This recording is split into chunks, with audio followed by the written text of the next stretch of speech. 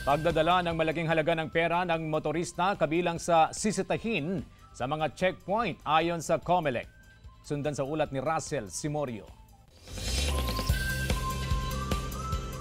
Habang papalapit ang barangay at SK elections, asahan daw ang mas mahigpit na pagpapatupad ng COMELEC checkpoint ayon sa Pangasinan Police Provincial Office. Bukod sa iligal na pagdadala ng baril, kabilang din sa sisitahin ng mga pulis ang mga motoristang may dalang malaking halaga ng pera. Sisitahin o ang motorista na may dalang malaking halaga ng pera na aabot sa mahigit kalahating milyong piso. Kasama po namin dito sa committee neto, yun pong mga financial institutions natin tulad po ng AMLA.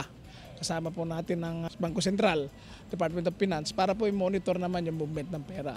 So kung may dala po kayong malaking halaga at makikita in plain view, tatanungin po kayo kung saan nyo gagamitin yan. Ayon sa COMELEC, ginagawa ito kontra vote buying. Pero hindi nito sakop ang mga motoristang bahagi ng kanilang trabaho ang pagdadala ng malaking halaga ng pera. Pero dapat may maipakitang Certificate of Employment at Company ID.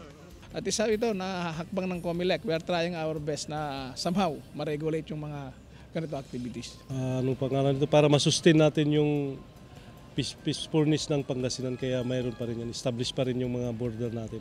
Paalala ng otoridad sa mga motorista, magbaon ng mahabang pasensya sa biyahe dahil sa mga dadaan ng checkpoint. Russell Simorio para sa Mornings with GMA Regional TV.